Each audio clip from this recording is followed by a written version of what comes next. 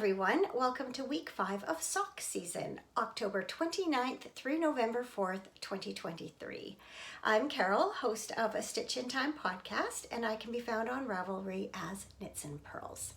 This week we are leaving the Handmade Sock Society behind, and I'm going to focus on some Halloween and autumn themed socks. I, at the time of recording, am still working on the most current collection of the Handmade Sock Society, so maybe that will make an appearance in a future episode. Ironically, the first socks this week were inspired neither by Halloween nor autumn, but by a summer flower planter. Let me explain.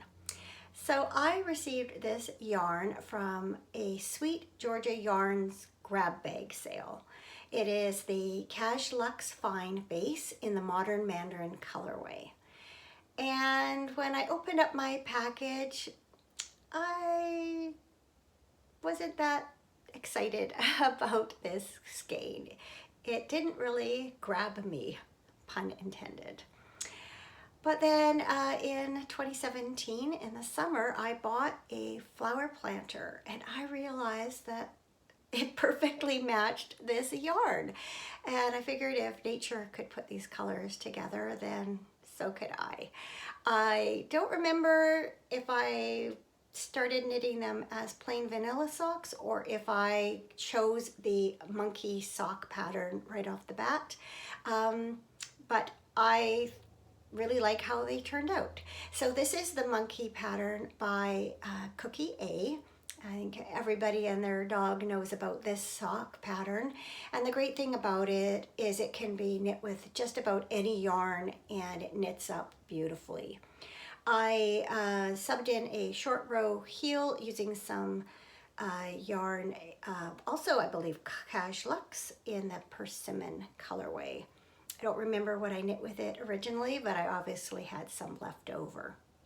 So let me bring the sock in closer to you so you can see it's not just orange and purple. There definitely is some tonality in the colors. And as you can see with the monkey sock pattern, it knit up kind of in a striping pattern. You can really see on the toe just how much they stripe. So I obviously have worn them at least once because you can see some fuzzies there on the feet. These are some socks that I tuck away to be brought out sort of around Halloween because of the color combination. And so, yeah, even though I didn't intentionally knit them for the holiday, they are perfectly suited to it. So let me show you how these socks look on my feet.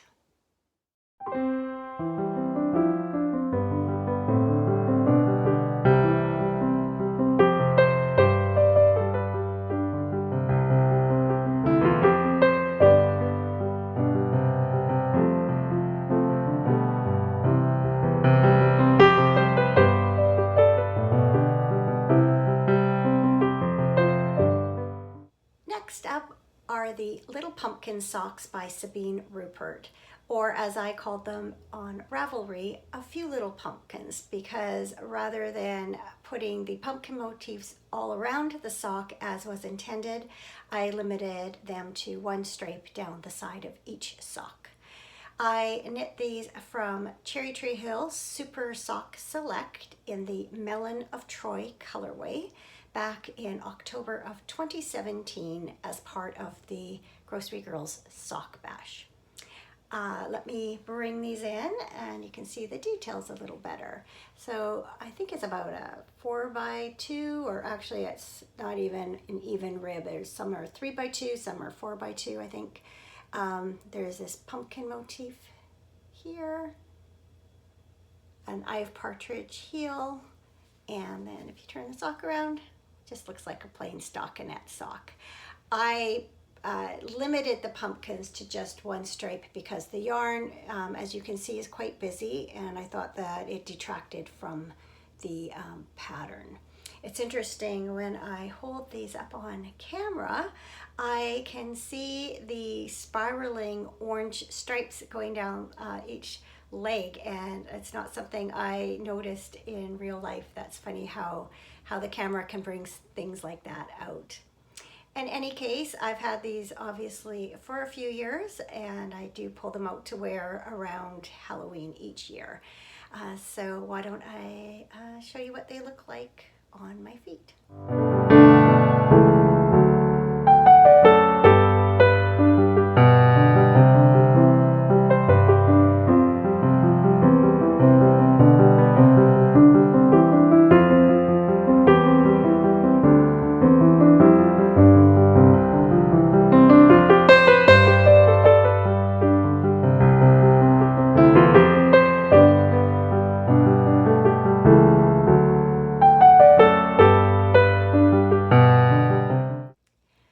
On Halloween itself, I'm going to be wearing my Boo socks.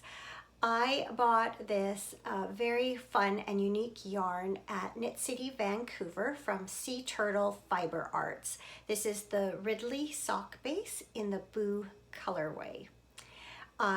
These are a pair of my plain vanilla socks, knit top down, 2mm needle, 2x2 rib, traditional heel flap gusset, and rounded toe.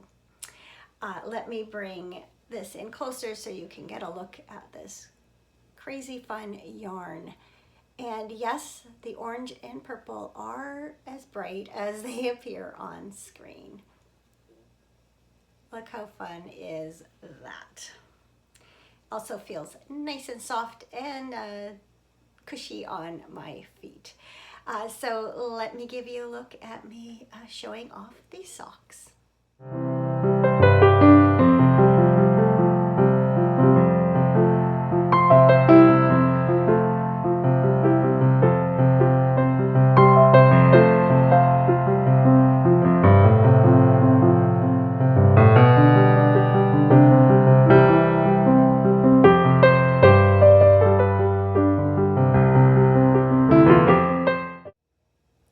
I knit this pair of socks ages and ages ago, and in fact this was the first pair of socks I kind of designated as Halloween socks because of the colorway. But when it came time to do up show notes for sock season, I could not find these socks in my Ravelry projects.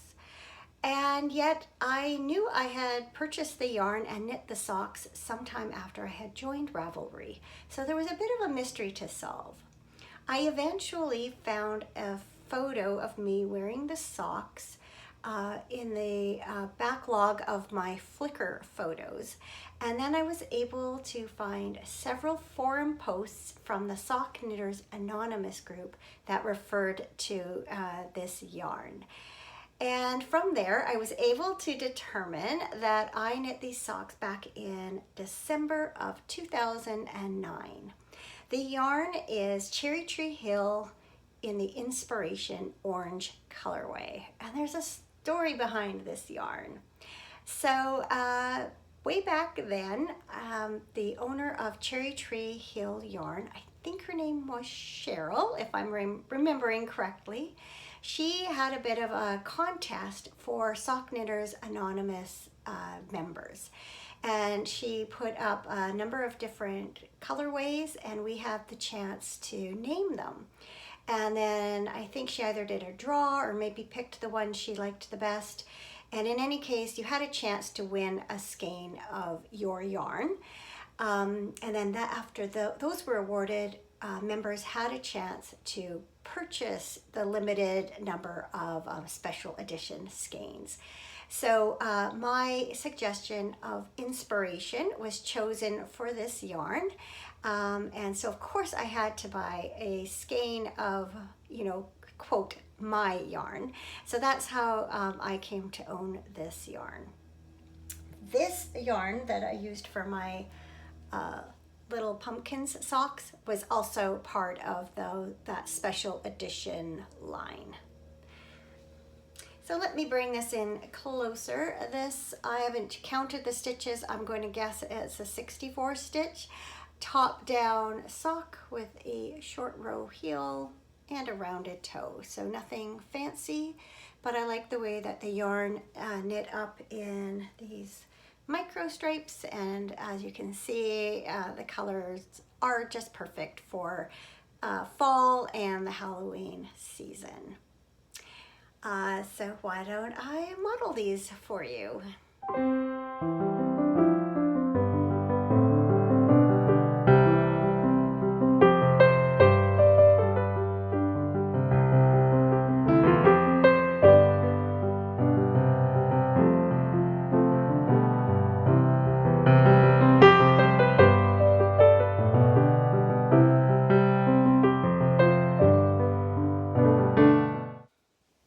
The rest of the socks I'm going to show you this week also date back 13 or 14 years. These are the Low Country Light Socks by Beth Parrott. This pattern appeared in the book Sock Club, Join the Knitting Adventure, which was a really great collection of sock patterns by a variety of designers. And I knit quite a few pairs out of that book. The yarn I used is from the Unique Sheep. It's the Verve base in the November Breeze colorway. So at about the time that I knit these socks, which was March of 2010, I think gradient sets were just becoming popular. And the Unique Sheep had just tons of different colorways. I helped keep them in business and purchased and quite a number of them. I do believe that this pattern was originally knit in a gradient set, and so that's probably why I chose to do the same. So this, you can see, starts out with a ribbed cuff, and then there is a ribbed cable and lace pattern that carries all the way down the foot, and then it features an Eye of Partridge heel, which I think knits up really nicely with this variegated yarn. So in order to transition the colors, I would have knit a few rows of alternating rounds as I transitioned from one color to the next. And yeah, I think they're lovely. And even though it's going to be November by the time I wear them, I think the October Breeze colorway is just perfect for this time of year. It definitely gives off an autumnal feeling. So, well, why don't I show you how these socks look when I'm wearing them.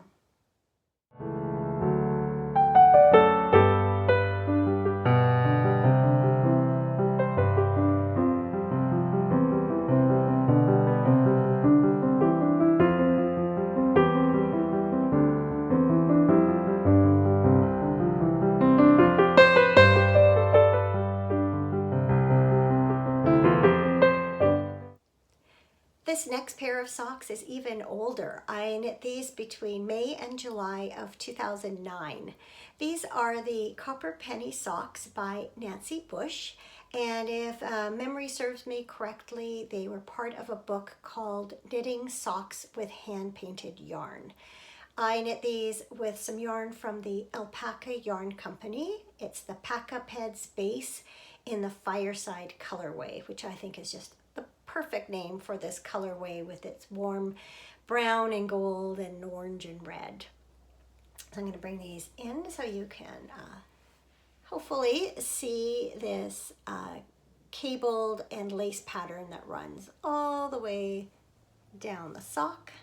And my pattern notes do mention that I substituted a short row heel to break up some pooling. I am very particular about how my variegated yarns knit up, and I do not hesitate to do yarn management in order to get rid of what I consider to be unsightly pooling. I like the way that it knit up into sort of little micro stripes on the foot here. So these socks to me just say fall, and with their alpaca content, they will keep me nice and warm during the cooler weather. So why don't I show you what they look like when I'm wearing them.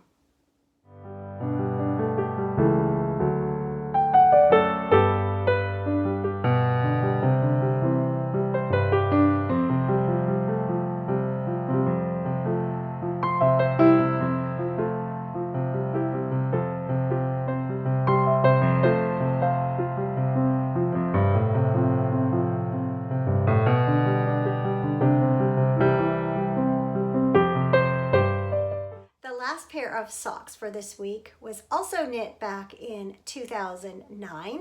These are the Wood Elves socks by Jeannie Cartmel, and unlike most of my socks, these were knit from the toe up. My notes indicate that I made these for the Sock Knitters Anonymous October sock down, and that I tried the Turkish cast on for the first time. The yarn I used is Fleece Artist Trail Sock in the Boreal colorway. One thing I notice looking at them on screen is that one of the socks is considerably lighter than the other. And that's something I've often come across with hand-dyed yarns. I think it has something to do with the method that is used when they're dyed, and the outer part of the skein receives more dye than the inner part. It's not something that generally bothers me. I just embrace it as one of the unique features of hand-dyed yarns. And if I needed them to be perfect, then I would be shopping for commercial yarns. So why don't I bring this in and give you a look at this actually fairly intricate pattern. Looks like I did a short row heel there. This looks like maybe a sewn bind off. It's not something I do anymore. I will be more likely to do a Jenny Surprisingly Stretchy bind off on the top of a sock, but this was back in my early sock knitting days. So yeah, these obviously are not specifically autumnal, but I just really liked the warm colors in them, and they're just a great blast from the past. I know I definitely wore these fairly often. I had a lot less socks back then, so my selection was smaller. So why don't I model these for you now?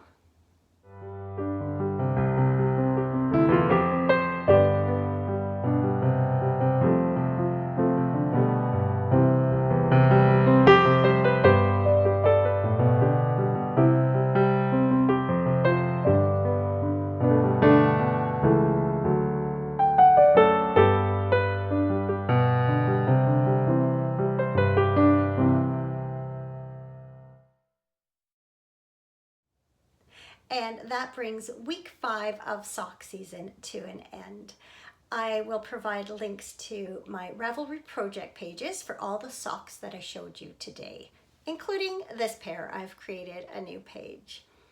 If you enjoyed this content, please do like and subscribe. And if you'd like to see more knitting, be sure to check out regular episodes of A Stitch in Time podcast.